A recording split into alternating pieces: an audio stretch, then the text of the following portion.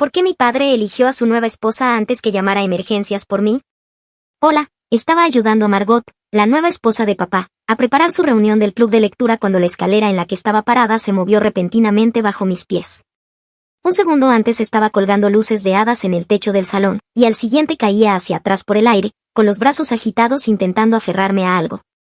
Golpeé el suelo de madera con tanta fuerza que el sonido resonó por toda la casa. Por un instante no pude respirar ni moverme, solo permanecí allí, mirando el ventilador del techo girar sobre mí, mientras un dolor insoportable recorría mi columna y se extendía en oleadas por todo mi cuerpo, nublándome la vista. Margot corrió hacia mí y se arrodilló a mi lado, preguntando si estaba bien. Intenté responder, pero de mi boca solo salió un jadeo extraño.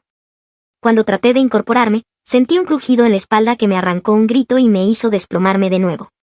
Mis piernas se sentían raras, con un hormigueo como si se hubieran dormido, y al intentar mover la derecha no respondía.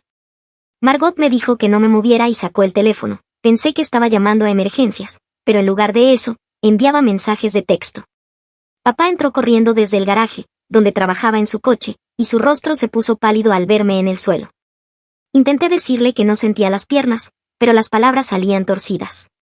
Se arrodilló junto a mí y preguntó qué había pasado. Margot explicó lo de la escalera. Papá empezó a sacar su teléfono, pero ella le sujetó la muñeca y dijo que esperáramos un minuto para ver si estaba realmente herida o solo asustada. No podía creer lo que oía, estaba tirada en el suelo, sin poder mover las piernas, y ella quería esperar. Papá dudó, mirando su teléfono, a Margot y a mí, con una expresión que jamás le había visto. Ella siguió hablando con voz tranquila, diciendo que las ambulancias eran caras, que yo siempre había sido muy dramática con las lesiones, y que quizás solo necesitaba unos minutos para calmarme. Mencionó que su sobrino se había caído de una escalera el año pasado y, aunque parecía muy herido, estuvo bien después de descansar un rato. El hormigueo subía por mis caderas y el pánico me oprimía el pecho. Conseguí decir, casi sin aire, que algo iba muy mal en mi espalda y que necesitaba ayuda ya. Papá por fin empezó a marcar emergencias, pero Margot puso su mano sobre el teléfono y sugirió que intentaran llevarme al sofá para ver si podía caminar. Si lograba moverme, dijo, sabríamos que no era nada grave. Increíblemente, papá aceptó. Cuando intentaron incorporarme, el dolor que me atravesó la espalda me hizo gritar tan fuerte que el perro del vecino empezó a ladrar. Me desplomé llorando y rogando que llamaran a una ambulancia, pero Margot insistía en esperar. Repetía que su club de lectura comenzaba en menos de una hora y que la llegada de paramédicos arruinaría la velada que llevaba semanas preparando. Papá me miraba, luego a Margot, luego otra vez a mí, podía ver cómo realmente estaba sopesando qué hacer, como si esto fuera una decisión difícil y no una emergencia evidente. Margot propuso llevarme a una clínica de urgencias en coche, sería más rápido, más barato y no interrumpiría su reunión. Mientras yo yacía en el suelo intentando explicar que no podía moverme, ella ya buscaba la dirección en su teléfono. Papá asintió, hablando de cómo podrían meterme en el coche, sin recordar que mover a alguien con una posible lesión en la espalda podía causar daños permanentes. Lo había aprendido en clase de salud el semestre pasado, pero parecía que a ninguno le importaba. Mi visión se nublaba y el hormigueo llegaba al pecho. El miedo me paralizaba. Margot miró su reloj y dijo que debíamos salir ya si quería regresar antes de que llegaran sus invitadas. La manera tan fría con la que lo dijo, como si mi posible parálisis fuera un simple inconveniente en su agenda, me hizo comprender que papá se había casado con alguien a quien realmente no le importaba si yo vivía o moría. Intenté suplicarles una vez más que no me movieran, que necesitaba una ambulancia, pero papá ya había aceptado el plan de Margot. Él fue a sacar el coche mientras ella me aseguraba que la clínica estaba a solo 15 minutos y que allí tenían rayos X y todo lo necesario. Yo lloraba, intentando hacerles entender que no podía mover las piernas y que este era exactamente el tipo de situación en la que se llama a emergencia sin dudar. Pero Margot seguía revisando su teléfono, murmurando sobre su club de lectura y todo el esfuerzo que había puesto en esa noche. Cuando papá regresó, empezaron a discutir cómo levantarme. Les gritaba que no lo hicieran, que me harían daño, pero no me escuchaban. Margot me agarró de los brazos y papá de las piernas. Al levantarme, el dolor fue tan insoportable que todo se volvió blanco. Creo que perdí el conocimiento unos segundos. Cuando volví en mí, me llevaban por el garaje, y cada paso que daban me enviaba descargas de dolor por la espalda. Me colocaron en el asiento trasero del coche, yacía allí, llorando y suplicando que llamaran a una ambulancia. Papá encendió el motor y Margot se sentó delante, dándole indicaciones. Cada bache en la carretera me hacía gritar. Sentía el hormigueo extenderse por las piernas, empeorando cada minuto. Papá me decía que aguantara, que pronto llegaríamos, pero conducía despacio, deteniéndose en cada semáforo, como si fuera un viaje cualquiera al supermercado. No entendía por qué no aceleraba, por qué no mostraba que comprendía lo grave que era. Mientras tanto, Margot enviaba mensajes a las miembros de su club, avisando que quizá llegaría unos minutos tarde, pero que la reunión seguía en pie. Seguía repitiendo que estaría bien, que me revisarían y pronto estaría en casa. La clínica de urgencias estaba en un pequeño centro comercial, entre una tintorería y una pizzería. Cuando llegamos, vi por la ventana que había varias personas en la sala de espera. Papá aparcó, abrieron la puerta trasera y, al intentar incorporarme, el dolor me hizo vomitar. Margot frunció el ceño y dio un paso atrás para no mancharse los zapatos, mientras papá intentaba sostenerme. Mis piernas no me respondían, se doblaban, y él terminó cargándome a medias hasta la entrada, con Margot abriendo las puertas por delante. Todos nos miraban, y los ojos de la recepcionista se abrieron de par en par al verme. Papá explicó que me había caído de una escalera. La recepcionista escuchó a papá decir que me había caído de una escalera, que me dolía la espalda y que no podía mover bien las piernas. Inmediatamente respondió que aquello sonaba a una situación que requería una sala de urgencias, no una clínica de atención rápida. Dijo que allí no estaban preparados para tratar posibles lesiones en la columna y que deberíamos haber llamado a emergencias desde casa. Papá y Margot se miraron, y Margot empezó a discutir, diciendo que seguramente podían hacerme al menos una radiografía para ver la gravedad. La recepcionista negaba con la cabeza, explicando que aunque pudieran hacer radiografías, no podrían tratar una lesión espinal y que acabaríamos siendo trasladados a un hospital de todos modos. Una enfermera salió de la parte trasera, me miró una sola vez y preguntó cuánto tiempo había pasado desde la caída. Cuando papá respondió que habían pasado unos 20 minutos, su expresión cambió por completo. Preguntó por qué no habían llamado a una ambulancia.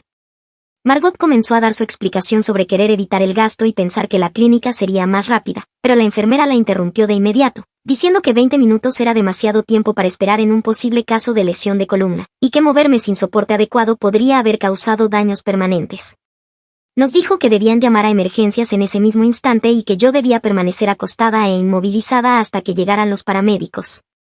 Papá finalmente sacó el teléfono y marcó, mientras la enfermera me ayudaba a tumbarme en el suelo de la sala de espera. Me hacía preguntas sobre lo que podía sentir y dónde me dolía, y cuando le conté que el hormigueo ya se extendía por el torso, su expresión se volvió muy seria. Pidió a la gente de la sala que se apartara y trajo mantas para colocarlas bajo mi cabeza. Margot se mantenía a un lado, molesta, mirando su reloj una y otra vez. Le escuché decirle a papá que tendría que cancelar su club de lectura después de todo. Los paramédicos llegaron unos 8 minutos más tarde, entrando apresuradamente con una camilla y equipos médicos. Inmediatamente comenzaron a hacer preguntas sobre la caída y los síntomas que tenía. Cuando describí el hormigueo y la incapacidad de mover las piernas correctamente, intercambiaron miradas preocupadas. Uno de ellos preguntó a papá por qué había esperado tanto para llamar y por qué me había movido en lugar de pedir ayuda desde el lugar del accidente. Papá intentó explicar que Margot pensó que la clínica sería mejor, pero el paramédico lo interrumpió diciendo que, con los síntomas que presentaba, la demora y el movimiento innecesario podían tener consecuencias graves. Me colocaron un collarín cervical y me giraron con mucho cuidado sobre una camilla rígida, asegurándome con correas para que no pudiera moverme. El proceso fue insoportable, lloraba y pedía perdón por llorar. Uno de los paramédicos me tranquilizaba, diciéndome que lo estaba haciendo bien y que pronto llegaríamos al hospital. Me subieron a la ambulancia, y uno de ellos se quedó conmigo en la parte trasera mientras el otro conducía. Escuché la sirena comenzar a sonar cuando salimos de la clínica. El paramédico que iba conmigo realizaba pruebas neurológicas, pidiéndome que intentara mover distintas partes del cuerpo y anotando mis respuestas. Cuando traté de mover los dedos del pie derecho y no ocurrió nada, vi cómo hacía una anotación en su tableta. Me colocó una vía intravenosa, tomó mis signos vitales y me explicó que íbamos al Centro Regional de Traumatología porque allí tenían el mejor departamento de neurocirugía de la zona. La palabra neurocirugía me hizo sentir un vacío en el estómago, y le pregunté si eso significaba que necesitaría una operación en la columna. Él respondió que no podían saberlo con certeza hasta realizar las imágenes, pero que con mis síntomas era una posibilidad real. El trayecto pareció eterno, incluso con las sirenas. Cada giro me recordaba lo inmovilizada que estaba y lo poco que podía controlar lo que ocurría con mi cuerpo. El paramédico me vigilaba, haciéndome preguntas para mantenerme consciente. Le conté cómo había caído de la escalera y cuánto tardaron en llamar por ayuda. No dijo nada crítico, pero noté que apretaba la mandíbula cuando mencioné los 20 minutos de espera. Llegamos al hospital, y me llevaron rápidamente a través de unas puertas hacia lo que parecía una sala de trauma, llena de luces brillantes y gente con batas médicas. Todos se movían deprisa, hablando entre ellos con términos que no comprendía. Alguien cortó mi camiseta y empezó a colocarme electrodos en el pecho, mientras otro examinaba mi espalda. Una doctora se presentó como la doctora Okonkwo y explicó que iban a hacerme una tomografía de la columna para ver que estaba dañado. Me hizo las mismas preguntas sobre lo que podía sentir y mover, y cuando probó los reflejos de mis pies con una herramienta, uno respondió y el otro no. Su rostro permaneció neutral, pero vi cómo intercambiaba una mirada con una de las enfermeras. Me llevaron por un pasillo hasta una sala con una gran máquina, y el técnico me explicó que debía permanecer completamente quieta y que la máquina haría ruidos fuertes. El escáner duró unos 10 minutos, aunque me parecieron una eternidad, tumbada allí sin poder moverme y preguntándome qué estarían viendo en esas imágenes de mi columna. Después del examen, me trasladaron a una habitación en lo que la enfermera llamó la UCI neurológica. Papá y Margot llegaron unos 30 minutos después, y podía oírlos discutiendo en el pasillo antes de entrar. Papá decía que el club de lectura de Margot no era importante, y ella respondía que lo había planeado durante semanas y no podía simplemente cancelarlo. Cuando por fin entraron, Margot se quedó cerca de la puerta mientras papá se acercaba a mi cama, con el rostro desencajado y lleno de culpa. Comenzó a disculparse, diciendo que debía haber llamado a emergencias enseguida. Yo lo miraba, incapaz de procesar que estaba pidiendo perdón por algo que podría haberme dejado paralizada para siempre. La doctora Okonkwo entró con los resultados del escáner y explicó que tenía una vértebra fracturada en la parte baja de la espalda y una inflamación considerable en la médula espinal. Dijo que la hinchazón estaba comprimiendo los nervios que controlaban mis piernas, lo que explicaba la debilidad y el entumecimiento, y que necesitaba cirugía en las próximas horas para estabilizar la fractura y aliviar la presión sobre la médula. Añadió que la demora en recibir atención había empeorado la inflamación. El rostro de papá se volvió pálido y preguntó si el retraso podía causar daños permanentes. La doctora respondió que era demasiado pronto para saberlo, pero que cada minuto de presión aumentaba el riesgo de daño irreversible. Necesitaba que papá firmara los formularios de consentimiento de inmediato, porque el tiempo era crítico. Las manos de papá temblaban mientras firmaba los papeles. Margot seguía de pie junto a la puerta, revisando su teléfono. La doctora la miró y le preguntó si tenía alguna pregunta sobre el procedimiento, pero Margot solo negó con la cabeza y dijo que estaba segura de que todo saldría bien. La expresión de la doctora sugería que tenía su propia opinión sobre el nivel de preocupación de Margot, pero se mantuvo profesional y comentó que el equipo quirúrgico ya se estaba preparando. 2 camilleros entraron y comenzaron a desbloquear las ruedas de mi cama, listos para llevarme al quirófano. Papá me tomó la mano y dijo que me quería, que todo saldría bien, y yo quería creerle, pero no podía dejar de pensar en cómo había elegido el club de lectura de Margot por encima de mi seguridad.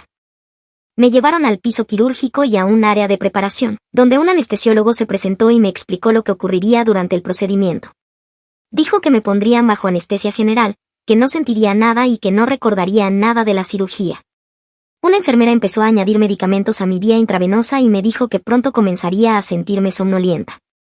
Le pregunté qué pasaría si la operación no funcionaba, y ella me apretó la mano, diciendo que los médicos de allí eran los mejores y que estaba en buenas manos. Lo último que recuerdo antes de quedarme dormida fue que me llevaban a un quirófano muy iluminado, completamente blanco, con mucho equipo y rostros enmascarados mirándome desde arriba. Alguien me pidió que contara hacia atrás desde 10, y creo que solo llegué al 7 antes de que todo se volviera negro. Cuando desperté, estaba en otra habitación. La garganta me ardía y tenía la boca increíblemente seca. Había un tubo en mi garganta, y empecé a entrar en pánico, intentando sacarlo, pero mis manos estaban sujetas. Varias enfermeras corrieron hacia mí, diciéndome que me calmara. Una de ellas me explicó que aún estaba intubada porque querían mantenerme conectada al respirador unas horas más, para asegurarse de que todo estuviera estable. El tubo salió más tarde esa misma tarde, y la garganta me dolía tanto que apenas podía tragar. Un médico diferente entró y se presentó como el Dr. Yates, el neurocirujano que me había operado. Me explicó que habían colocado 2 varillas metálicas y 6 tornillos en mi columna para estabilizar la vértebra fracturada, y que habían retirado fragmentos de hueso que presionaban la médula espinal. Dijo que la cirugía había salido bien, pero que la cantidad de hinchazón que habían encontrado era preocupante y mostraba un trauma significativo en la médula. Cuando le pregunté si volvería a caminar, me respondió que era demasiado pronto para saberlo, que sabríamos más en los próximos días conforme bajara la inflamación. Realizó algunas pruebas neurológicas similares a las del paramédico, pidiéndome que intentara mover las piernas y los pies. Logré mover un poco la pierna izquierda, pero la derecha aún no respondía bien. El doctor Yates tomó notas y dijo que seguirían monitoreando de cerca y comenzaríamos fisioterapia lo antes posible. Papá entró después de que el médico se fue e intentó tomarme la mano, pero la aparté. Se le notó dolido y me preguntó qué pasaba, pero yo solo lo miré hasta que se sentó y dejó de intentarlo. Pasé los 3 días siguientes en la UCI, mientras vigilaban mi columna y controlaban el dolor con medicamentos que hacían que todo se sintiera lejano y confuso. Papá venía todos los días e intentaba hablar conmigo, pero no tenía nada que decirle. Margot vino una sola vez, se quedó unos 10 minutos y se marchó, diciendo que tenía cosas que atender en casa. El cuarto día me trasladaron a una habitación normal, y una fisioterapeuta vino a evaluar mi movilidad. Me ayudó a intentar incorporarme en la cama, y el movimiento hizo que la espalda me gritara de dolor a pesar de la medicación. Trabajamos en pequeños movimientos, como levantar las piernas y flexionar los pies, y aunque mi lado izquierdo respondía mejor, el derecho seguía muy afectado. La terapeuta dijo que, de hecho, eso era alentador, porque significaba que los nervios no estaban completamente dañados, solo muy irritados por la hinchazón. Añadió que la recuperación sería un proceso largo y que requeriría fisioterapia intensiva durante meses. La palabra meses me golpeó como un golpe físico, porque había estado esperando que fuera algo de unas pocas semanas. Papá trajo a mi hermanita a Ivy a visitarme el 5.º día, y ella empezó a llorar al ver todos los tubos y monitores conectados a mí. Solo tenía 9 años y no entendía bien lo que había pasado, solo que me había caído y me dolía la espalda. Intenté sonreír y decirle que estaba bien, pero mi voz sonaba débil y poco convincente. A Ivy me preguntó cuándo volvería a casa, y tuve que decirle que aún no lo sabía. Papá la apartó a un lado y pude oírlo explicarle, en palabras sencillas, sobre mi lesión en la columna y la cirugía. A Ivy preguntó si sería como cuando la abuela se rompió la cadera y necesitó un andador, y papá dijo que quizás sería algo parecido, pero que esperaban que yo me recuperara más completamente. Después de que se fueron, me quedé mirando el techo, pensando en todo lo que quizás ya no podría hacer. Iba a empezar en el equipo de fútbol femenino de la escuela ese otoño y había estado entrenando todo el verano. Ahora ni siquiera podía cruzar la habitación sin ayuda. Una trabajadora social vino a hablarme sobre los recursos que estarían disponibles cuando me dieran el alta. Mencionó cuidados a domicilio, equipos adaptativos y rehabilitación ambulatoria, todas esas cosas que hacían que mi nueva realidad se sintiera más permanente y aterradora. El 6.º día, apareció la policía para tomar una declaración sobre lo sucedido. Un detective llamado Álvarez se sentó en mi habitación con una libreta y me pidió que le contara los hechos de aquella tarde. Describí cómo ayudaba a Margot con la escalera, la caída y el tiempo que tardaron en llamar a emergencias. Cuando llegué a la parte en que decidieron llevarme a la clínica en coche en lugar de llamar a una ambulancia, el detective dejó de escribir y me pidió que lo repitiera. Le expliqué que Margot no quería perder su reunión del club de lectura y convenció a papá de llevarme a la clínica en vez de pedir ayuda. El detective me preguntó si les había dejado claro que no podía mover bien las piernas y que tenía un dolor intenso, y le respondí que sí, que había estado llorando y rogándoles que llamaran al 911. Anotó todo y dijo que también necesitaría hablar con mi padre y mi madrastra. Después de que se fue, una enfermera me comentó que retrasar la atención médica de un menor y mover a alguien con una posible lesión espinal contra las recomendaciones podía considerarse negligencia criminal. Pensar que mi padre podría enfrentar consecuencias legales por haber elegido el evento social de Margot por encima de mi seguridad me provocó una mezcla extraña de satisfacción y tristeza.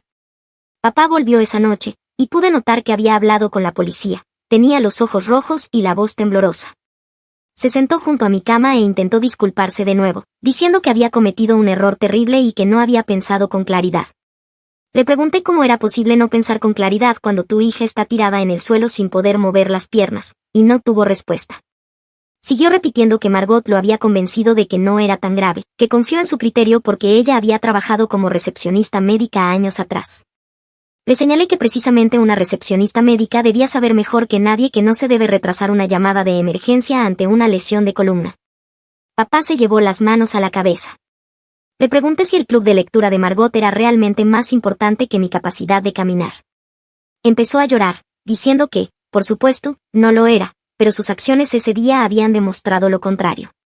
Y ningún llanto podía cambiar lo que había pasado ni revertir el daño en mi columna. Finalmente se fue cuando terminaron las horas de visita, dejándome sola con mis pensamientos y el sonido constante de los monitores. El Dr. Yates volvió a la mañana siguiente con los resultados actualizados. Dijo que la hinchazón en mi médula espinal estaba disminuyendo, lo cual era una buena noticia, pero que había evidencia de lo que llamó una contusión en la médula, básicamente un hematoma causado por el impacto inicial y la presión posterior. Explicó que esa contusión podría sanar con el tiempo o causar daño nervioso permanente, y que no lo sabríamos hasta dentro de varias semanas o incluso meses. Cuando le pedí probabilidades, me dijo que cada lesión medular era diferente y que no podía darme cifras exactas. Sin embargo, añadió que el hecho de que aún tuviera algo de movimiento y sensibilidad en ambas piernas era un signo positivo, y que una fisioterapia agresiva me daría la mejor oportunidad de recuperación máxima. La fisioterapeuta regresó esa tarde y trabajamos en sentarme al borde de la cama, con los pies tocando el suelo. Solo esa posición simple hizo que me doliera la espalda y que mis piernas temblaran con el esfuerzo de soportar siquiera ese poco peso. Ella dijo que avanzaríamos gradualmente hasta lograr ponerme de pie con apoyo y, con el tiempo, dar pasos con un andador. Mi madre voló desde Arizona el 8º día, y la expresión de su rostro cuando entró en mi habitación del hospital me hizo empezar a llorar. Se había divorciado de papá cuando yo tenía 6 años y se había mudado por trabajo. Habíamos mantenido una relación decente mediante videollamadas y visitas en vacaciones. Ahora corrió hacia mi cama y me abrazó con cuidado, evitando los tubos y cables, mientras me preguntaba qué había ocurrido. Le conté todo desde el principio y vi cómo su expresión cambiaba de preocupación a incredulidad, y luego a furia. Cuando llegué a la parte en la que papá y Margot decidieron llevarme a la clínica en coche, mamá se levantó y salió de la habitación. Pude oírla en el pasillo discutiendo con papá, y aunque no capté todas las palabras, sí escuché claramente que lo llamó negligente criminal e incapaz de ser padre. Cuando volvió a entrar, todavía estaba visiblemente enfadada, aunque intentaba controlarse por mí.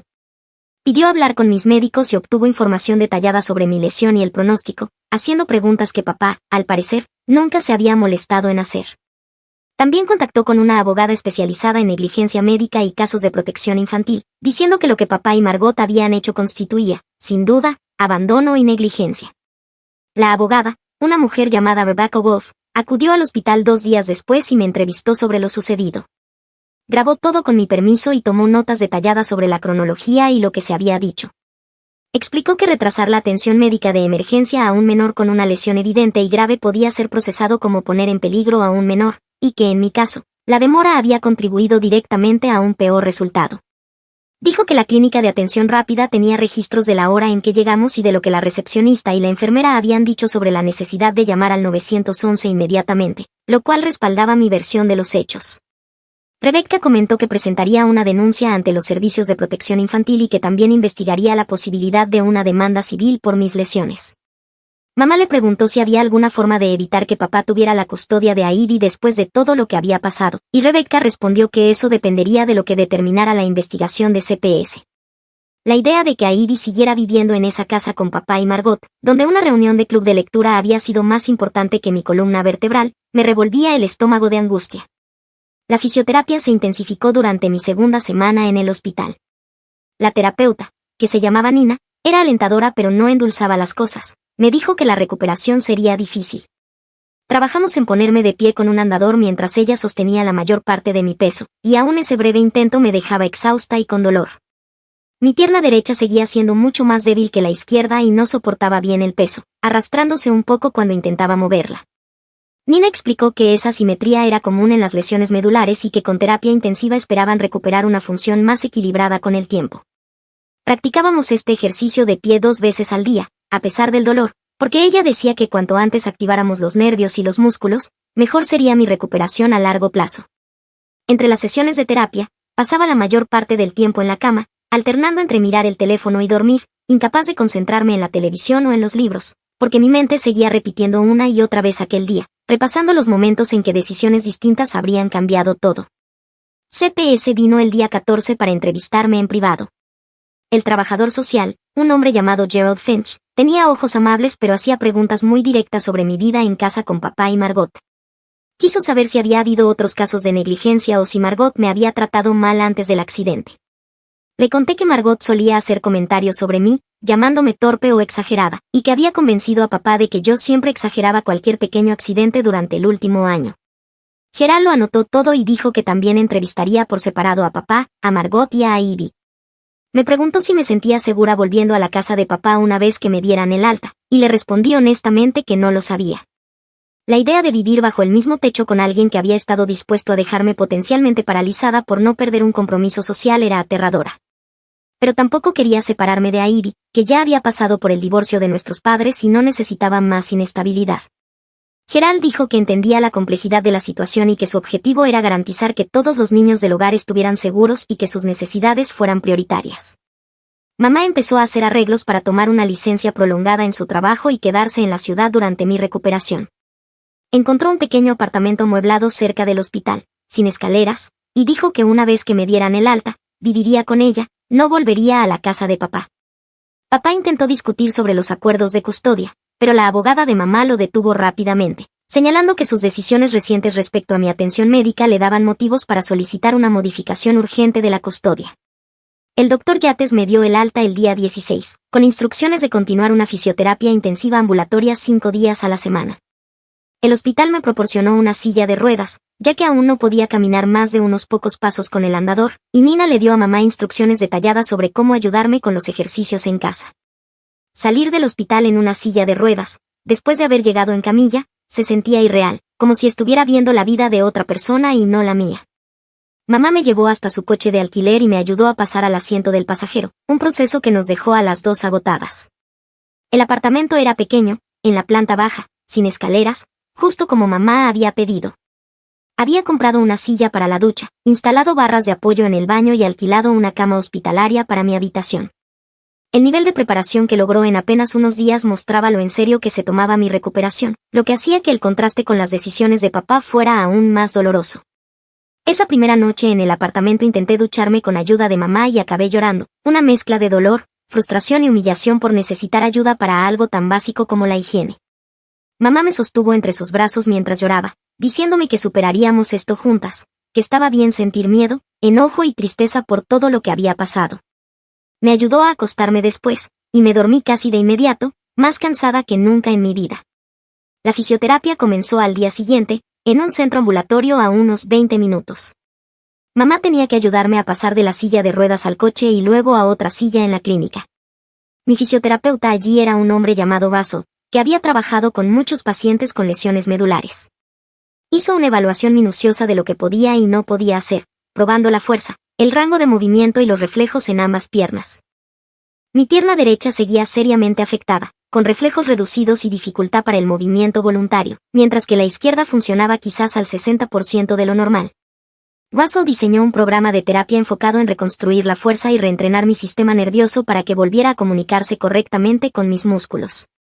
Los ejercicios eran agotadores y dolorosos, incluían bandas de resistencia, trabajo de equilibrio y práctica para caminar entre barras paralelas mientras Vaso sostenía parte de mi peso.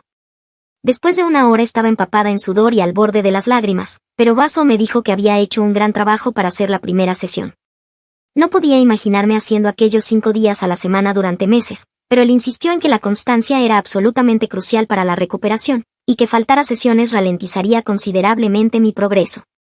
Mamá me condujo de vuelta al apartamento, donde colapsé en la cama y dormí 3 horas seguidas. Papá empezó a llamar y a enviar mensajes constantemente, pidiendo verme, pero ignoré la mayoría de sus intentos. Mamá se encargaba de todas las comunicaciones con él a través de su abogada, relacionadas con la custodia y los gastos médicos. Las facturas del hospital eran astronómicas, ya superaban los $200,000, con más cargos aún por llegar de la cirugía y la terapia continua. El seguro de papá cubriría una parte, pero habría costos significativos de su bolsillo. Rebecca Wolf estaba preparando un caso para que papá y Margot fueran considerados financieramente responsables de esos gastos, dado su comportamiento negligente. CPS completó su investigación después de 3 semanas y emitió un informe concluyendo que papá había demostrado un juicio deficiente que puso en riesgo mi salud y bienestar.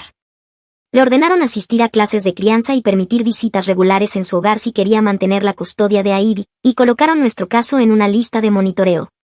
Gerald Finch me llamó para informarme los resultados, diciendo que, aunque no podían forzar cargos penales, sus hallazgos podrían usarse en procedimientos de custodia y demandas civiles.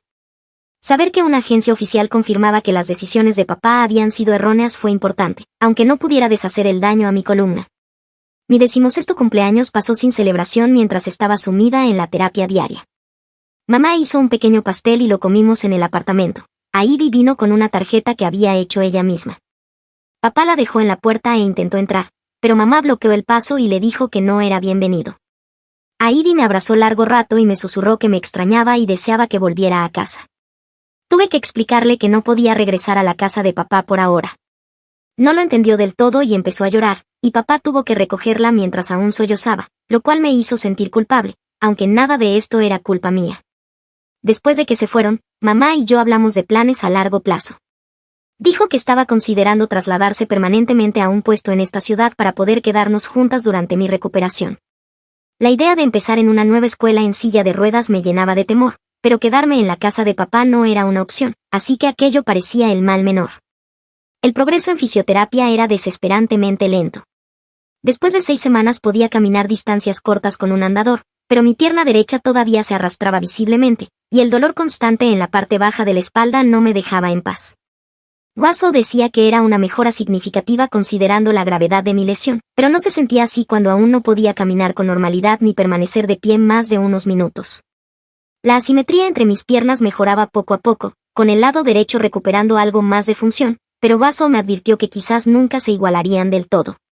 También dijo que probablemente siempre tendría algún nivel de dolor de espalda y que debería ser cuidadosa con ciertos movimientos y actividades. La realización de que esta lesión me afectaría el resto de mi vida, de que nunca volvería a dar por sentados los movimientos simples, me golpeaba en momentos inesperados y me daban ganas de gritar. Empecé a ver a una terapeuta llamada Dra. Kim, para ayudarme a procesar el trauma, la ira y el duelo. Me ayudó a comprender que lo que sentía era completamente válido y normal, dadas las circunstancias. Rebecca Wolf presentó una demanda civil contra papá y Margot 3 meses después de mi lesión, alegando negligencia y puesta en peligro de un menor. La demanda buscaba compensación por los gastos médicos, terapias futuras, dolor, sufrimiento y posible discapacidad a largo plazo. El abogado de papá intentó argumentar que había sido un error de juicio hecho de buena fe, pero Rebecca tenía la documentación de la clínica de atención rápida, con las notas del personal afirmando que yo necesitaba atención de emergencia inmediata, el informe de los paramédicos señalando la demora peligrosa, y el testimonio de la doctora Okonkwo, quien declaró que la demora probablemente había empeorado mi resultado. Margot contrató a su propio abogado, separado del de papá, e intentó afirmar que se había limitado a seguir el criterio de él como padre. Pero Rebecca tenía mi relato detallado, que demostraba que Margot había sido quien lo convenció de no llamar al 911. El proceso legal fue lento y frustrante, lleno de declaraciones, solicitudes de documentos y un interminable intercambio entre abogados. Mientras tanto, yo seguía asistiendo a fisioterapia 5 días a la semana, recuperando funciones poco a poco, aunque Waso me advirtió que mi progreso probablemente se estabilizaría antes de alcanzar una recuperación completa. Cumplí 17 años en fisioterapia, haciendo levantamientos de pierna con bandas de resistencia mientras mamá esperaba en la sala. Waso entró con un pastelito y una vela y me cantó feliz cumpleaños. Lloré, porque no era así como había imaginado pasar ese año de mi vida. Pensé que estaría jugando al fútbol, aprendiendo a conducir y solicitando ingreso en universidades, no reaprendiendo a caminar, viviendo con dolor crónico y demandando a mi propio padre. La demanda se resolvió fuera de los tribunales después de 7 meses, cuando la compañía de seguros de papá accedió a pagar una suma significativa para cubrir todos mis gastos médicos, además de una compensación adicional por mis lesiones. El seguro de Margot también aportó una cantidad menor tras una negociación. El dinero no cambió nada en mi columna, ni mi dolor diario, ni las limitaciones permanentes que tenía ahora, pero al menos no estaría endeudada de por vida. Rebecca dijo que el acuerdo era bastante grande y reflejaba lo grave que había sido la conducta de papá y Margot, y que las aseguradoras habían preferido pagar antes que arriesgar un juicio donde los hechos los harían quedar aún peor. La fisioterapia pasó de 5 a 3 días a la semana, y luego a 2, cuando Waso dijo que había alcanzado mi punto máximo de recuperación. Podía caminar sin ayudas, pero con una cojera visible, menor sensibilidad en el pie derecho y dolor lumbar crónico que requería medicación diaria. Waso me dijo que había hecho un progreso notable dadas la gravedad de mi lesión y la demora en el tratamiento, pero que nunca recuperaría una función completamente normal. Las actividades que amaba antes del accidente, como el fútbol o correr, eran ahora prácticamente imposibles sin arriesgar una recaída. Waso me ayudó a identificar actividades seguras, como la natación o ciertos tipos de ciclismo, pero no era lo mismo. La Dra. Kim me ayudó a trabajar el duelo por la vida y las capacidades que había perdido, y poco a poco empecé a aceptar esta nueva versión de mí misma. Mamá hizo su traslado permanente y encontramos un apartamento real donde establecernos. Me inscribí en el instituto local para mi penúltimo año. Papá y yo comenzamos, con el tiempo, a tener conversaciones supervisadas en el consultorio de la doctora Kim, intentando reconstruir algún tipo de relación. Había completado las clases de crianza exigidas por CPS y parecía sinceramente arrepentido, pero yo no estaba segura de poder confiar plenamente en él otra vez. Saber que había elegido el evento social de Margot por encima de salvarme de una lesión permanente creó una grieta entre nosotros que no sabía si podría cerrarse por completo. Ivy venía a quedarse con mamá y conmigo los fines de semana, y poco a poco reconstruimos nuestro vínculo de hermanas en este nuevo contexto. Me hacía preguntas sobre mi cojera, mis cicatrices y por qué ya no podía hacer ciertas cosas, y trataba de responderle con honestidad y de manera que pudiera entender. Papá y Margot se divorciaron 8 meses después de mi accidente, y él dijo que se había dado cuenta de que ella había tenido una influencia tóxica en su juicio y en su forma de ser padre. No sé si eso era verdad o solo una historia conveniente, pero al menos Ivy ya no tendría que vivir con Margot. 2 años después de la caída, me gradué del instituto con buenas notas, a pesar de haber perdido mucho tiempo por citas médicas y terapias. Mi cojera era menos notoria, pero aún visible, y tuve que sentarme varias veces durante la ceremonia porque estar de pie mucho tiempo me causaba dolor. Mamá lloró cuando escuchó mi nombre y me vio cruzar el escenario, probablemente recordando el tiempo en que ni siquiera estaba claro si volvería a caminar. Papá también estaba allí, sentado varias filas atrás. Cuando nuestras miradas se cruzaron, me sonrió con tristeza y levantó la mano en un pequeño saludo. Yo respondí, no como un gesto de perdón, sino de reconocimiento, porque hay cosas que no pueden perdonarse, incluso cuando entiendes que provienen de la debilidad y no de la maldad. He aprendido a vivir con mi cuerpo cambiado, con mi dolor crónico y con el conocimiento de que una sola decisión egoísta puede alterar una vida para siempre. Y también aprendí que, a veces, las personas que deberían protegerte son las mismas que te fallan de forma espectacular y devastadora. Lo único que puedes hacer es sobrevivir y construir algo nuevo a partir de las ruinas que dejaron atrás. 1 año después de la graduación, comencé a estudiar fisioterapia en la universidad. No era el futuro que había imaginado cuando tenía 15 años, pero se sentía correcto. Quería ayudar a otras personas a recuperar lo que yo casi había perdido, el movimiento, la esperanza, la confianza en sus propios cuerpos.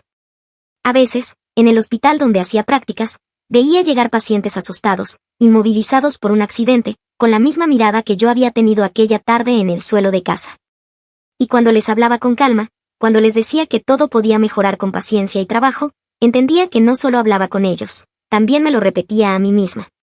Papá y yo manteníamos un contacto distante, pero tranquilo. Ya no había gritos ni reproches, solo un silencio lleno de comprensión que, con el tiempo, se volvió menos doloroso. Él asistió a mi primera conferencia en la universidad, sentado discretamente al fondo. Cuando terminó, se acercó, me dio un abrazo torpe y dijo que estaba orgulloso de mí. Por primera vez en mucho tiempo, le creí. Margot se había ido definitivamente de nuestras vidas. Ivy crecía feliz, dividida entre las 2 casas, pero sin miedo ni tensión. Y mamá, después de todo lo que había hecho por mí, por nosotras, volvió a sonreír de verdad. Algunas noches todavía soñaba con la caída, con el sonido seco del golpe y la sensación de perderlo todo en un segundo.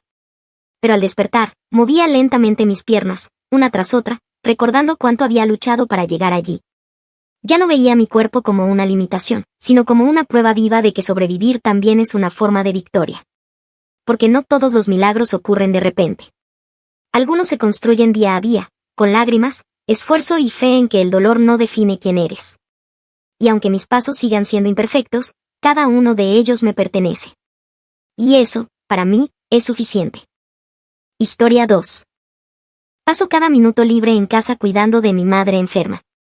Entonces, mi esposo me mira directamente a los ojos y dice: ya no quiero vivir como un invitado en mi propia casa.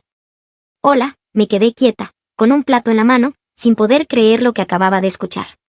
¿Qué clase de cosa es esa para decirle a tu esposa? Llevo 3 meses sin parar, destrozándome para cuidar de todos, incluido él. Mi madre, Ann, tiene cáncer en etapa 4. Tiene 67 años, y los médicos le dieron, con suerte, 6 meses de vida allá por octubre. No quería morir en una institución, así que la traje a vivir con nosotros, a nuestra casa, la que Mako y yo compramos hace 5 años, donde criamos a nuestros 2 hijos, Ava, de 8 años, y Carlos, de 6. Durante estos 3 meses he hecho absolutamente todo. Me levanto a las 5 de la mañana para ayudar a mi madre con su rutina antes de que los niños despierten.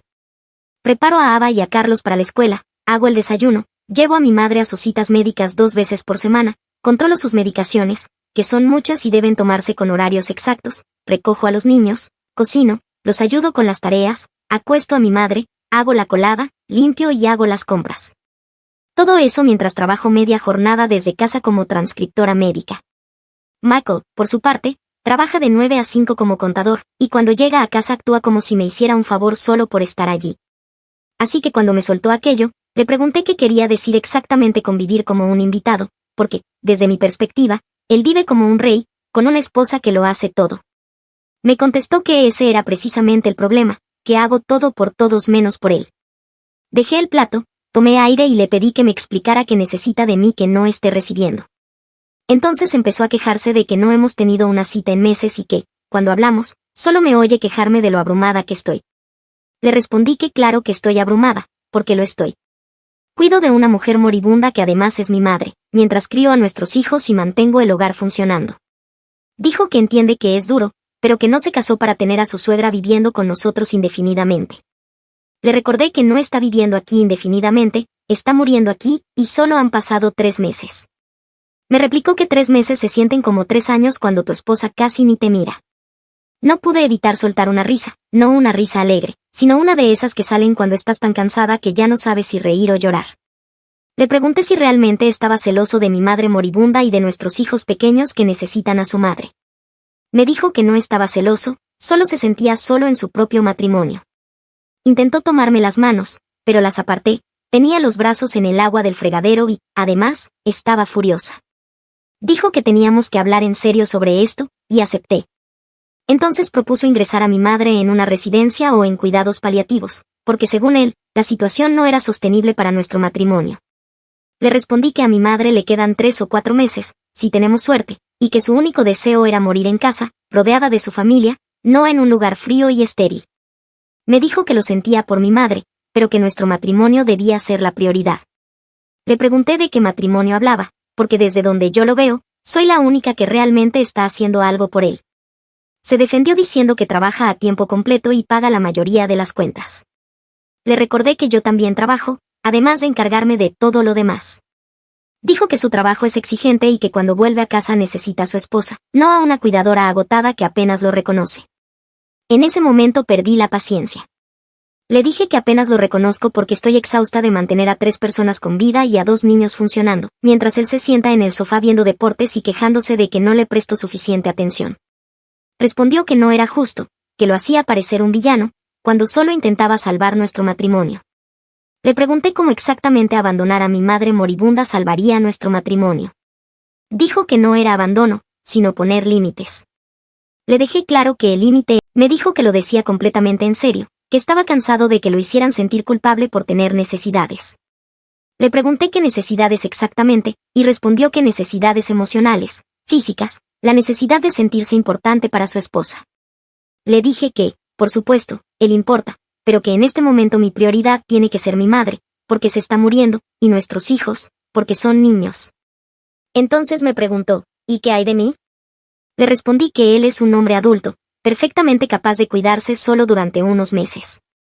Me dijo que eso no es lo que debería ser un matrimonio. El viernes por la mañana bajó mientras preparaba el desayuno y me dijo que había estado pensando. Sentí un nudo en el estómago, porque nada bueno sale de un hombre que dice que ha estado pensando. Dijo que me amaba, pero que no podía seguir viviendo así, y que tenía que tomar una decisión. ¿Una decisión?, le pregunté. ¿Qué decisión? Y me contestó, elegirme a mí o elegir esta situación con tu madre. Solté la espátula que tenía en la mano. Le dije que no podía estar hablando en serio, pero él insistió en que lo estaba. O encuentras otra solución para tu madre o voy a empezar a hacer mis propios planes, dijo con voz fría. Le pregunté si me estaba amenazando con dejarme, y respondió que no estaba amenazando a nadie, que simplemente era honesto con lo que necesitaba. Le contesté que lo que yo necesito es un esposo que me apoye en el momento más difícil de mi vida, no uno que me ponga ultimátums. Dijo que me ha estado apoyando durante 3 meses, y que lo único que ha conseguido es dormir en la habitación de invitados y sentirse como un extraño en su propia casa. Le recordé que él duerme en la habitación de invitados porque fue su decisión mudarse allí. Me respondió que se fue porque compartir la cama con alguien que apenas lo soporta era demasiado deprimente. Le dije que no es que apenas lo soporte, es que estoy agotada por todo lo que hago. Él respondió, Exactamente, ese es el punto. Estás tan enfocada en todos los demás que no queda nada para mí. Le pregunté qué quería de mí, exactamente, en ese momento. Me dijo que quería a su esposa de vuelta, a la mujer que se reía de sus chistes, que se alegraba al verlo, que lo hacía sentir deseado. Le respondí que esa mujer sigue aquí, solo que está sepultada bajo 3 meses de falta de sueño, de cuidados constantes y de estrés. Me dijo que entonces quizá era momento de soltar algo de eso. Le pregunté cómo, y volvió a decir lo mismo, que buscara otro cuidado para mi madre. Lo miré de pie en nuestra cocina, con su ropa de trabajo, listo para irse a su cómoda oficina tranquila, mientras yo me quedaría otro día más gestionando medicamentos, citas médicas, 2 niños y una casa que apenas logro mantener en pie. Le dije simplemente, no, mi madre se queda. Él respondió que estaba cometiendo un error y que me arrepentiría de eso más adelante, por el bien de nuestro matrimonio. Le contesté que no estaba eligiendo nada por encima del matrimonio, que solo me negaba a abandonar a mi madre moribunda, y que si no podía entenderlo, entonces teníamos un problema mucho más grande. Salió para el trabajo sin decir adiós. Esa noche, Mako volvió a casa y se fue directamente a la habitación de invitados. El sábado por la mañana me levanté y lo encontré ya vestido, a punto de salir. Le pregunté a dónde iba y me respondió que afuera, sin más. Se fue todo el día, no respondió mis llamadas ni mis mensajes. Regresó a las 11 de la noche. Yo seguía despierta, preocupada, sin poder dormir. Le pregunté dónde había estado durante 15 horas, y me dijo que con amigos. Le pregunté qué amigos, y respondió, ¿importa? Le dije que sí, que importa, que soy su esposa y había desaparecido todo un día. Me respondió, he estado desapareciendo en tus cuidados durante 3 meses, así que ahora estamos a mano. Le contesté que eso no era ni remotamente lo mismo, y él dijo que, desde su punto de vista, sí lo era, que yo me había desconectado del matrimonio desde que mi madre se mudó. Le pregunté si él también se estaba desconectando ahora, y dijo que quizás sí, porque, según sus palabras, ¿qué sentido tiene estar aquí si en realidad no estoy? El domingo por la mañana desperté y lo vi haciendo una maleta. No una pequeña, su gran maleta de viaje. Le pregunté qué estaba haciendo y me dijo que iba a quedarse con su hermano Vincent por un tiempo. Le pregunté cuánto tiempo, y respondió, hasta que decida lo que quiero. Le dije que yo sí sabía lo que quería. Quiero que mi madre esté cómoda en sus últimos meses y quiero que mi esposo me apoye en eso. Él respondió, ese es precisamente el problema. Cuando la terrible situación resulta ser yo, cuidando de mi madre con una enfermedad terminal mientras intento mantener a mi familia funcionando, todo parece aún más absurdo. Esta noche, Chelsea vino a casa y se sentó conmigo mientras yo lloraba desconsoladamente sobre mi taza de café. Me dijo que Mako está siendo increíblemente egoísta y cruel, que cualquier marido decente estaría apoyándome en este momento, no huyendo porque siente que no recibe suficiente atención.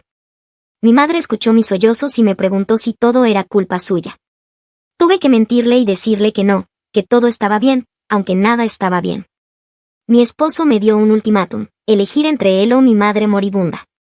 Y cuando no lo elegí, se marchó, hizo las maletas, cambió su estado a soltero y ahora anda por ahí diciéndole a todo el mundo que soy una mártir obsesionada con priorizar a todos menos a mi marido. No sé qué hacer. No puedo llevar a mi madre a un centro. Le quedan semanas, quizás un par de meses, y le aterra morir sola.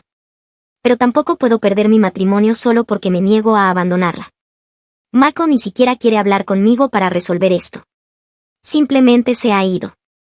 El lunes por la mañana estaba en la cocina preparando el almuerzo de Ava para la escuela y tratando de que Carlos se comiera el desayuno en lugar de jugar con su cereal, cuando oí un coche entrar en el camino de entrada. Miré por la ventana y era el coche de Mako. No estaba preparada para verlo. No había dormido más de 3 horas y, desde luego, no estaba lista para lo que fuera que viniera a decir. Entró con su llave, y los niños corrieron hacia él gritando «papá, papá». Los abrazó, y yo me quedé allí, con un sándwich a medio hacer, mirando a este hombre que nos había dejado hacía 2 días, actuando como si nada hubiera pasado. Les dijo a los niños que terminaran de prepararse para la escuela, y cuando subieron las escaleras nos quedamos solos en la cocina. Le pregunté qué hacía allí, y me dijo que necesitaba hablar conmigo antes de irse al trabajo. Le respondí que había tenido 2 días para hablar, y que en lugar de eso cambió su estado a soltero e ignoró todas mis llamadas. Me dijo que necesitaba espacio para pensar, y que ahora estaba listo para hablar racionalmente. Racionalmente, le pregunté. ¿Qué tiene de racional abandonar a tu familia? Me contestó que no había abandonado a nadie, que estaba quedándose en casa de Vincent, a 10 minutos de distancia. Le dije que se marchó con una maleta y le anunció al mundo que lo nuestro había terminado, así que sí, eso es abandonarnos. Mako se sentó a la mesa de la cocina como si aún viviera aquí, y dijo que había estado reflexionando mucho sobre nuestro matrimonio y sobre lo que había salido mal. Yo me quedé de pie, porque no iba a sentarme a tener una conversación tranquila mientras mi madre está en la habitación de al lado probablemente oyéndolo todo, y mis hijos arriba preparándose para ir a la escuela. Dijo que el problema era que yo había perdido completamente la perspectiva de lo que realmente importa. Que desde que mi madre se mudó, me había convertido en otra persona, alguien constantemente estresada, que nunca tiene tiempo para mí, según él, para los niños, porque estoy demasiado centrada en cuidar de los demás. Le pregunté si de verdad acababa de decir que no tengo tiempo para los niños, cuando soy yo quien los despierta, los viste, les prepara las comidas, los ayuda con la tarea y hace literalmente todo. Dijo que no se refería a eso, sino al tiempo de calidad, que sí, estoy físicamente presente, pero emocionalmente ausente. Le respondí que, claro que estoy emocionalmente agotada, porque llevo meses viendo morir lentamente a mi madre mientras intento mantener a todos a flote, y que si no puede entender eso, entonces no sé qué decirle. Mako dijo que precisamente ese era su punto, que todo gira en torno a mi madre ahora. Le pregunté qué esperaba, que es obvio que ella es una prioridad, porque está muriendo. Me respondió que no es solo una prioridad, que se ha convertido en mi existencia, y que está cansado de sentirse siempre en segundo, tercer o cuarto lugar. Le pedí que me explicara cómo exactamente está en cuarto lugar, y empezó a enumerar, que no hemos tenido una cita en 3 meses, que ya no le pregunto por su día, que apenas lo miro cuando llega a casa, que siempre estoy demasiado cansada para ver la televisión con él, y que la última vez que tuvimos una conversación sobre algo que no fuera mi madre o los niños fue en noviembre. Le dije que lo sentía, que lo siento de verdad, pero que no tengo energía para citas cuando casi no duermo. Que quizá, si él ayudara más en lugar de contar puntos, me quedaría algo que darle. Me respondió que no está contando puntos, y ella no quiere eso. Mako dijo que tal vez ya no se trata de lo que ella quiera, sino de lo que sea realista. Le pregunté si se estaba escuchando a sí mismo. Respondió que solo estaba siendo práctico, que alguien tenía que serlo, porque yo estaba demasiado emocional para ver las cosas con claridad. ¿Demasiado emocional?, le pregunté. ¿Ver morir a tu madre es una situación en la que se supone que no debes tener emociones? Me contestó que, por supuesto, es normal sentir, pero que las emociones no pueden ser lo único que guíe decisiones que afectan a toda la familia. Le dije que la decisión ya estaba tomada, mi madre se queda hasta que fallezca, y eso es definitivo. Michael se levantó y dijo que entonces su decisión también era definitiva, que se quedaría en casa de Vincent hasta que yo estuviera dispuesta a ser razonable. Le pedí que definiera razonable, y me contestó, poner mi matrimonio por encima de un padre que, de todos modos, va a morir. En ese momento di un paso hacia él y le dije que se marchara de mi casa si de verdad pensaba así, que no lo quería aquí si iba a hablar de mi madre moribunda como si fuera una molestia. Él dijo que, me gustara o no, ella era una molestia para nuestro matrimonio. Le ordené que se fuera. Cogió las llaves y dijo que se iba, pero que esta conversación no había terminado, que debía pensar bien en lo que estaba eligiendo, porque una vez que nuestro matrimonio se destruyera, no habría vuelta atrás. Le respondí que nuestro matrimonio ya estaba destruido si eso era lo que él realmente era. Se marchó, y yo me senté en el suelo de la cocina y rompí a llorar. Mi madre me llamó desde su habitación preguntando si estaba bien, y tuve que recomponerme para ir a darle sus medicinas de la mañana, fingiendo que no había pasado nada. El martes, mi hermana vino mientras los niños estaban en la escuela. Trajo comestibles, me ayudó a limpiar la cocina, y al final simplemente me derrumbé y le conté todo lo que Mako había dicho. Se enfureció. Dijo que Mako estaba siendo emocionalmente abusivo y manipulador, que darme un ultimátum entre él y mi madre moribunda era una de las cosas más crueles que había escuchado. Chelsea me preguntó si había hablado con alguien más sobre esto. Le dije que no, que me daba vergüenza. Me preguntó de qué estaba avergonzada, que no era yo la que estaba actuando mal. Le dije que todo el mundo pensaría que elegí a mi madre por encima de mi marido, y me respondió que cualquiera que pensara eso era un idiota, porque no hay elección posible. Estoy cuidando de una madre terminal mientras mi esposo hace un berrinche. Se quedó 3 horas ayudándome con la colada, la comida y simplemente acompañándome. Mi madre tuvo un día de dolor muy fuerte y necesitó más atención, y Chelsea me ayudó con eso también. Cuando se fue, me abrazó y me dijo que estaría ahí para mí siempre que la necesitara, y que Mako podía irse al infierno. El miércoles por la mañana me llamó Cynthia, la madre de Mako. Estuve a punto de no contestar, pero supuse que tendría que hablar con ella tarde o temprano. Empezó diciendo, sé que tú y Mako están pasando un momento difícil, y quiero entender tu perspectiva. Le dije que mi perspectiva era muy simple, estoy cuidando de mi madre moribunda, y Mako no puede soportar no ser el centro de atención durante unos meses. Cynthia se quedó callada unos segundos y luego dijo que sabía que mi situación era difícil, pero que el matrimonio es sagrado y requiere sacrificios de ambas partes. Le pregunté exactamente que no estaba sacrificando yo, porque desde donde lo veo he sacrificado el sueño, la paz y, aparentemente, mi matrimonio para cuidar de mi madre. Me dijo que se refería a sacrificar el orgullo y estar dispuesta a ceder. Le pregunté en qué quería que cediera, y me sugirió que considerara contratar atención profesional en casa o un cuidado parcial en una residencia, para que pudiera enfocarme más en mi familia. Le respondí que mi madre es mi familia. Cynthia dijo que lo entendía, pero que Mako es mi esposo, y que esa relación debía ser la prioridad. Le pregunté directamente si estaba diciéndome que debía poner a mi madre en una residencia en contra de su voluntad solo para que Mako se sintiera más importante. Dijo que no estaba diciendo eso exactamente, pero que a veces hay que tomar decisiones difíciles por el bien del matrimonio. Le contesté que la decisión difícil que yo estaba tomando era ver cómo mi esposo se alejaba porque no podía ser solidario durante el momento más duro de mi vida. Intentó decir que Mako sí estaba siendo solidario, que simplemente estaba sufriendo y necesitaba que yo también cediera un poco. Le dije que ceder un poco sería que él ayudara más, no que me impusiera ultimátums. Ella dijo que Mako trabaja muy duro y merece llegar a casa y tener una esposa que lo haga sentirse valorado. Le respondí que yo también merezco un marido que me apoye mientras mi madre se muere, pero que, por lo visto, eso es mucho pedir. La voz de Cynthia se volvió firme y me dijo que estaba siendo muy terca, que si no tenía cuidado iba a perder a mi esposo por todo esto. Le contesté que si mi esposo me deja porque me niego a abandonar a mi madre moribunda, entonces no lo quiero de todos modos. Dijo que me arrepentiría de decir eso, y le respondí que tal vez, pero que nunca me arrepentiré, así que, al parecer, la muerte inminente de mi madre son buenas noticias para él, porque entonces podrá recuperar a su esposa. Le pregunté si de verdad acababa de decir eso, y trató de retractarse, diciendo que solo quería decir que tal vez había una luz al final del túnel para nosotros. Le respondí que ahora mismo no hay ningún nosotros, que él se fue, cambió su estado a soltero y lleva días viviendo con su hermano, actuando como una víctima mientras yo estoy aquí viendo morir a mi madre. Dijo que no estaba actuando como víctima, que era una víctima de las circunstancias. Le contesté que las circunstancias fueron una elección, él decidió irse en lugar de ayudar. Mako me dijo que ayudará cuando todo vuelva a la normalidad.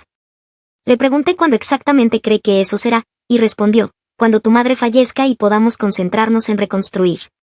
Le dije que eso era asqueroso, que estaba literalmente esperando a que mi madre muriera para poder recuperar su vida cómoda. Dijo que no era eso lo que quería decir, que yo estaba tergiversando sus palabras. Le respondí que sus palabras eran bastante claras. Quiere que meta a mi madre moribunda en una residencia o que espere a que muera, para no tener que lidiar con nada de esto. Dijo que yo estaba siendo injusta, que él estaba intentando salvar nuestro matrimonio. Le pregunté qué intentaba exactamente, porque todo lo que veo es que se queja, evita y me exige cosas. Dijo que está intentando salvarnos. Le contesté que no se salva un matrimonio abandonando a tu pareja cuando más te necesita. Él dijo que lo abandoné primero, que me convertí en alguien que ya no reconoce. Luego añadió que volverá a casa cuando yo esté lista para priorizar nuestro matrimonio. Le respondí que si estoy priorizando nuestro matrimonio, siendo honesta al decir que no puedo ni voy a abandonar a mi madre. Dijo entonces que, si eso es así, he tomado mi decisión y debo vivir con ella. Le contesté que el único que ha tomado decisiones aquí es él. El sábado por la mañana, Ava me preguntó otra vez cuándo volvería papá. Le dije, no lo sé, cariño, y empezó a llorar. Me dijo que los padres de su amiga Maisie se habían divorciado, y que ahora Maisie solo ve a su papá los fines de semana, y que no quería que eso nos pasara. Carlos escuchó y también empezó a llorar. Me senté en el suelo con los dos, los abracé y traté de explicarles que a veces los adultos necesitan espacio, pero eso no significa que no se quieran o que no los amen. Ava me preguntó si todo era por culpa de la abuela, y le dije que no tenía nada que ver con la abuela. Pero tiene 8 años y no es tonta. Sabe que la enfermedad de la abuela lo ha cambiado todo. Mi madre escuchó a los niños llorar y me llamó desde su habitación. Logré calmarlos, los dejé viendo una película y fui a verla. Estaba llorando también. Me dijo que estaba arruinando mi vida y mi matrimonio, que tal vez debería ir a un hospicio. Me senté a su lado, le tomé la mano y le dije que absolutamente no, que se quedaría aquí, donde pertenece. Me dijo que no quería ser la razón por la que pierdo a mi esposo. Le respondí que Mako es la razón por la que estoy perdiendo a mi esposo, por ser egoísta y poco solidario. Ella dijo que, si no estuviera allí, nada de esto estaría ocurriendo. Le contesté que, si Mako fuera un buen esposo, estaría ayudándome a cuidarla, no huyendo. El domingo por la mañana estaba haciendo la colada cuando sonó mi teléfono. Era Vincent, el hermano de Mako. Contesté, y me dijo que necesitaba hablar conmigo sobre Mako. Le dije que estaba bien, y me explicó que Mako llevaba más de una semana alojado con él, que estaba hecho un desastre, que no dormía bien, que estaba claramente deprimido y que no paraba de hablar de cómo su matrimonio se estaba desmoronando. Le pregunté por qué me llamaba para contarme eso, y me dijo que alguien tenía que arreglar esta situación antes de que fuera demasiado tarde. Le respondí que yo no era quien tenía que arreglar nada, que Mako fue quien se marchó. Vincent me dijo que Mako se fue porque se sintió empujado, que desde su punto de vista yo básicamente había elegido a mi madre por encima de él. Me reí y le pregunté si él metería a su madre moribunda en una residencia solo para que su esposa no se sintiera descuidada. Dijo que ese no era el punto, y le respondí que precisamente ese era el punto. Vincent dijo que las relaciones requieren compromiso y que a veces hay que tomar decisiones difíciles. Le dije que yo ya había tomado la mía, estar al lado de mi madre en sus últimas semanas. Me senté en la cama de Ava y le pregunté de qué habían hablado. Se quedó callada un momento y luego dijo que papá le había contado que tener a la abuela en casa estaba haciendo que mamá se sintiera demasiado estresada, y que por eso él tuvo que irse. Le pregunté qué más había dicho, y respondió que papá le contó que a veces las personas tienen que tomar decisiones difíciles, y que mamá había elegido cuidar de la abuela en lugar de cuidar de la familia. Le pregunté si papá había dicho algo más, y Ava rompió a llorar. Entre sollozos me dijo que papá le había contado que la abuela estaba muy enferma y que probablemente iría al cielo pronto, y que cuando eso ocurriera, tal vez mamá y papá podrían arreglar las cosas. Le dijo también que los extrañaba muchísimo, pero que no podía volver a casa todavía, porque la casa estaba demasiado triste y estresante en este momento. Yo temblaba. Fui al cuarto de Carlos, que estaba jugando con sus muñecos de acción, pero cuando le pregunté cómo había ido el parque, su expresión cambió. Me dijo que papá le contó que a veces los adultos discuten porque quieren cosas diferentes, que mamá quiere cuidar de la abuela y papá quiere que la familia vuelva a ser feliz. Carlos me preguntó si yo no quería que la familia fuera feliz. Sentí ganas de llorar y le respondí que, por supuesto, quería que fuéramos felices, pero que a veces hay que cuidar de las personas que están enfermas. Entonces me dijo que papá le había contado que hay personas cuyo trabajo es cuidar de los enfermos, y que quizá eso sería mejor. Mako les dijo a nuestros hijos que debería internar a mi madre. Utilizó el tiempo con ellos para plantar la idea de que estoy tomando malas decisiones, haciéndoles creer que todo esto es culpa mía. Lo llamé inmediatamente. Contestó, y me desahogué. Le grité cómo se atrevía a usar a nuestros hijos para manipularme. Me dijo que no estaba manipulando a nadie, que solo había tenido una conversación honesta con ellos sobre lo que estaba pasando. Le respondí que una conversación honesta sería explicar que papá se fue porque no pudo manejar el hecho de apoyar a su esposa, no decirles que mamá tomó la decisión equivocada. Mako dijo que los niños merecían conocer la verdad. Le pregunté qué verdad exactamente, y respondió que estoy priorizando a mi madre por encima de todos, incluso de ellos. Le dije que eso era mentira y que lo sabía perfectamente, que estoy cuidando de mi madre, de ellos y de todo lo demás, mientras él anda por ahí viviendo su mejor vida de soltero. Me dijo que los niños podían sentir la tensión, y que merecían entender por qué su padre no estaba en casa. Le respondí que lo que merecían entender era que su padre los había abandonado, no que su madre estuviera haciendo algo mal. Dijo que yo estaba tergiversando todo, que solo había sido honesto con ellos sobre la situación. Le advertí que si volvía a hablar con nuestros hijos sobre los problemas de nuestro matrimonio sin discutirlo conmigo antes, perdería completamente los nervios. Me contestó que también son sus hijos, y que puede hablar con ellos de lo que quiera. Le dije que no cuando se trata de manipulación disfrazada de honestidad. Mako dijo que estaba paranoica y que nunca manipularía a sus propios hijos. Discutimos durante media hora, él insistiendo en que solo quería que los niños comprendieran por qué no estaba en casa, y yo diciéndole que los estaba usando como armas para presionarme. Finalmente dijo, tal vez los niños deberían entender que su madre está tomando decisiones que afectan a toda la familia. Le dije que se fuera al infierno y colgué.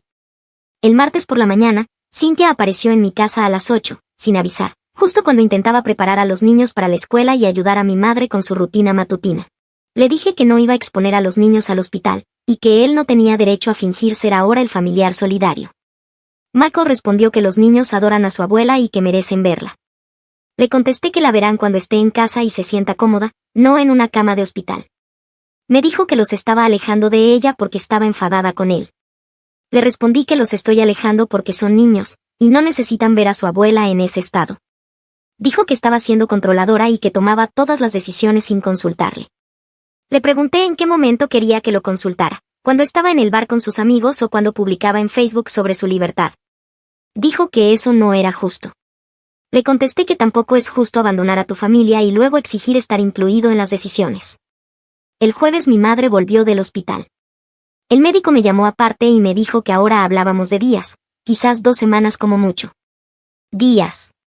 Tuve que quedarme sentada 10 minutos en el aparcamiento respirando antes de poder conducirla a casa. La acomodé y la enfermera de cuidados paliativos vino a instalar más equipo y ajustar la medicación. Mientras la enfermera estaba allí, mi madre me miró y me dijo que lamentaba todo esto. Le pedí que dejara de disculparse, que no tenía nada de lo que disculparse. Me dijo que sentía que Mako se hubiera ido, que los niños estuvieran confundidos y que yo estuviera tan cansada todo el tiempo. Me senté a su lado, le tomé la mano y le dije que era la mejor madre que podría haber tenido, y que estaba agradecida por cada día extra que podía pasar con ella. Me dijo que estaba lista para irse cuando llegara el momento, que solo quería asegurarse de que yo iba a estar bien. Le mentí y le dije que lo estaría. El viernes por la mañana, Ava tuvo una crisis antes de ir a la escuela. No quería vestirse ni desayunar, solo se sentó en el suelo llorando. Le pregunté qué le pasaba y me dijo que no quería que la abuela muriera, y que tampoco quería que papá se fuera para siempre. Carlos la oyó y también empezó a llorar. Terminé sentada en el suelo, abrazando a los dos mientras lloraban. Llamé a la escuela para decir que estaban enfermos y los dejé pasar la mañana viendo películas. Mi madre escuchó el alboroto y me preguntó si los niños estaban bien. Le dije que estaban procesando todo, que estarían bien. Me respondió que tal vez Mako tenía razón en que los niños estaban afectados. Le contesté que Mako no tiene derecho a opinar ahora. El viernes por la tarde, Mako apareció sin avisar. Tocó el timbre y, cuando abrí, entró empujando la puerta, diciendo que estaba allí para ver a sus hijos. Le dije que no podía presentarse cuando quisiera, y respondió que esa seguía siendo su casa también, que su nombre está en la hipoteca. Nos quedamos discutiendo en el pasillo, y Ava bajó las escaleras preguntando qué pasaba. Mako enseguida cambió a su modo de papá encantador, lleno de sonrisas y abrazos, preguntándole si estaba bien. Ella le dijo que se había quedado en casa enferma, y él me miró con reproche, como si lo hubiera ocultado a propósito. Mako se quedó con los niños 1 hora. Intenté darles espacio, pero podía escucharlo diciéndoles cuánto los echaba de menos, cuánto quería volver a casa, pero que las cosas de adultos eran complicadas, que esperaba que pronto todo mejorara. Prometiendo cosas que tal vez no cumplirá, dándoles esperanzas que quizá no sean reales. Cuando se fue, Ava me preguntó si papá volvería a casa pronto. Le dije que no lo sabía, cariño. Ella respondió, pero papá dijo que quiere hacerlo. Le contesté que una cosa es querer algo y otra muy distinta es que realmente suceda. Me preguntó si yo quería que papá volviera a casa, y no supe qué responder. ¿Quiero que vuelva Mako? ¿El hombre que me abandonó cuando más lo necesitaba? ¿El que me dio un ultimátum entre él y mi madre moribunda? ¿El que ha estado viviendo su mejor vida mientras yo me ahogo aquí? Le dije a Ava, quiero que papá sea feliz, y quiero que todos estemos bien. Y esa es la verdad, por ahora. El sábado por la mañana mi teléfono no dejaba de sonar, mensajes de números que ni siquiera tenía guardados. Entré a Facebook y vi que Mako había publicado un largo mensaje sobre lo difícil que es estar separado de tus hijos cuando solo intentas hacer lo mejor para todos, sobre cómo el matrimonio a veces requiere amor duro y espacio, y que espera que su esposa lo entienda algún día. Los comentarios estaban llenos de apoyo, amigos diciéndole aguanta, hermano, compañeros de trabajo diciendo lo estás haciendo bien, incluso algunos amigos en común comentando lo difícil que es una separación. Y yo aquí, sentada, con nuestros hijos y mi madre moribunda, pareciendo la villana que lo echó de casa. Quise escribir un comentario y contar la verdad, pero ¿para qué? Mako ya se ha pintado a sí mismo como la víctima, el hombre que no tuvo más opción que irse. Cualquier cosa que yo diga solo me hará parecer resentida y defensiva. Mi madre falleció temprano el domingo por la mañana, tranquila, mientras yo le sostenía la mano. Llamé a Chelsea y vino enseguida. Llamé a Mako y le dejé un mensaje de voz diciendo que mi madre se había ido, y que necesitaba que se llevara a los niños unos días mientras yo me ocupaba de los arreglos. Llegó 2 horas después, y lo primero que dijo fue, lo siento mucho. Le respondí que no tenía derecho a sentirlo, que no estuvo aquí. Intentó abrazarme, pero me aparté. Dijo que podíamos dejar nuestros problemas a un lado por ahora. Le dije que no había nada que dejar a un lado, que él tomó su decisión hace semanas. Mako se llevó a los niños, y pasé el domingo planeando el funeral de mi madre sola. El lunes por la mañana, Cynthia llamó diciendo que quería ayudar con los preparativos. Le agradecí, pero le dije que no. Me respondió que Mako le había contado que estoy alejando a todo el mundo, y que estaba preocupada por mí. Le dije que no estoy alejando a nadie, que simplemente estoy manejando las cosas por mi cuenta, como he estado haciendo durante meses. El funeral será el miércoles. Michael me escribió diciendo que él y los niños estarán allí, obviamente, y que espera que podamos comportarnos con civilidad. Le contesté que lo haré, por los niños, y nada más. Dijo que después del funeral necesitamos hablar seriamente sobre nuestro futuro. Le respondí que nuestro futuro se decidió el día que él se marchó. Me llamó diciendo que eso no era justo, que ni siquiera habíamos intentado terapia o realmente trabajar en nuestra relación. Le pregunté cuándo se suponía que íbamos a intentarlo, cuando estaba cuidando a mi madre moribunda o mientras planeaba su funeral. Dijo que ahora que mi madre había fallecido, tal vez podríamos concentrarnos en nosotros. Le contesté que no quiero concentrarme en nosotros ahora, que solo quiero enterrar a mi madre en paz. Mako dijo que entendía que estaba de duelo, pero que no podíamos seguir evitando el tema para siempre. Le respondí que no estoy evitando nada, que simplemente tengo prioridades más importantes ahora mismo. Dijo, y ese es siempre el problema, ¿no? Siempre tienes prioridades más importantes que yo. Colgué. Ahora estoy aquí, el martes por la noche, el día antes de enterrar a mi madre, y mi esposo me envía mensajes diciendo que necesita hablar sobre nuestro matrimonio.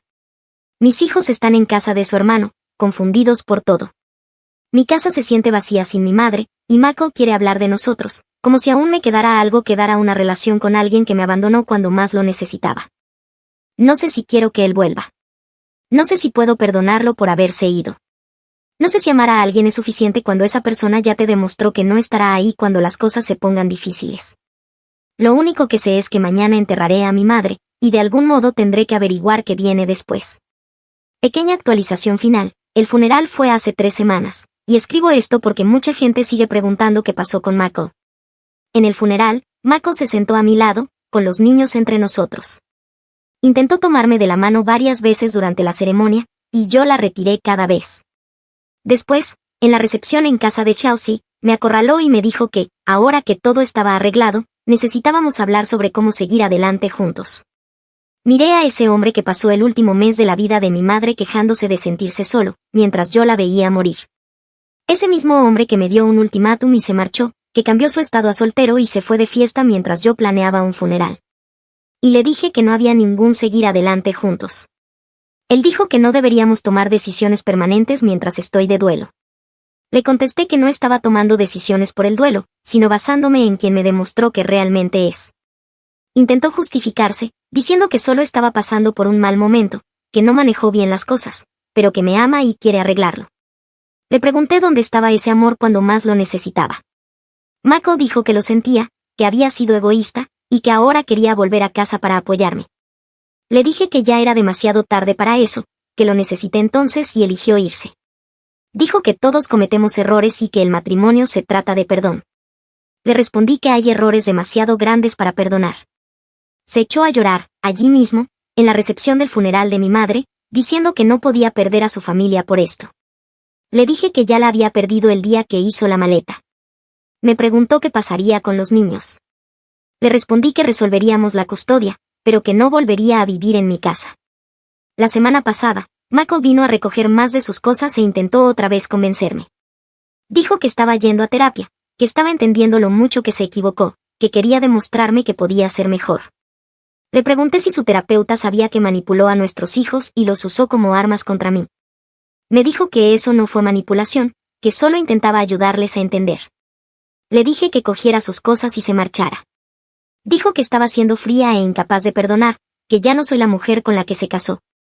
Le respondí que la mujer con la que se casó murió un poco cada día durante 3 meses, mientras él se quejaba de no recibir suficiente atención. Dijo que eso no era justo, y yo le contesté que nada de esto lo fue. Mako sigue viviendo con Vincent. Estamos arreglando un calendario de custodia a través de abogados, porque cada conversación termina con él intentando convencerme de darle otra oportunidad. Cynthia no deja de mandarme mensajes diciendo que soy demasiado dura y que todo el mundo merece perdón. Bloqueé su número la semana pasada. Los niños se están adaptando. Extrañan a su padre, pero ya no lloran cada noche. Ava me preguntó si papá volverá algún día a casa. Le respondí que probablemente no, pero que papá los ama mucho, a ella y a Carlos. Me dijo que lo entendía, porque a veces los adultos no pueden arreglar lo que está roto. Mi casa se siente diferente sin mi madre, pero también tranquila, de una forma que no lo había estado en meses. Ya no hay peleas, ni silencios tensos, ni a Mako encerrado en la habitación de invitados. Solo yo y mis hijos, aprendiendo a construir nuestra nueva normalidad. Un agradecimiento a todos los que dijeron que Mako esperaría poder volver cuando mi madre muriera. Tenían razón. A los que dijeron que merezco algo mejor que a alguien que me abandona en plena crisis, gracias. A la persona que escribió que el verdadero carácter se muestra cuando las cosas se ponen difíciles, absolutamente cierto. Tengo 34 años, 2 hijos y un matrimonio que se acaba porque mi esposo no pudo soportar que cuidara de mi madre moribunda. Y, de alguna manera, estoy en paz con eso. Porque sé que hice lo correcto. Estuve allí cuando mi madre me necesitó. No la abandoné para salvar un matrimonio con alguien que me lo habría pedido. Mako puede quedarse con su libertad y su papel de víctima. Yo tengo mi dignidad, a mis hijos. Y la certeza de que estuve presente cuando más importaba. Las semanas siguientes pasaron en silencio. Las mañanas ya no comenzaban con prisas ni discusiones, solo con el sonido del hervidor y el olor del café. Los niños volvieron poco a poco a reír, a jugar, a llenar la casa con voces que antes estaban apagadas por la tristeza. A veces, por costumbre, seguía esperando escuchar la tos de mi madre desde su habitación, pero el silencio también se volvió una forma de compañía. He aprendido que no todas las pérdidas se curan, algunas solo se aceptan. Que a veces, la paz no llega cuando todo se arregla, sino cuando uno deja de luchar por lo que ya no tiene arreglo. Mako sigue escribiéndome de vez en cuando. Mensajes cortos, educados, sobre los niños o alguna cita de terapia. Ya no siento rabia al leerlos, solo distancia. Una parte de mí le desea que encuentre la madurez que no tuvo cuando más la necesitábamos. El viernes pasado, llevé a Ava y a Carlos al parque. Corrían entre los árboles, riendo, y por un momento sentí algo que creía haber perdido para siempre, ligereza.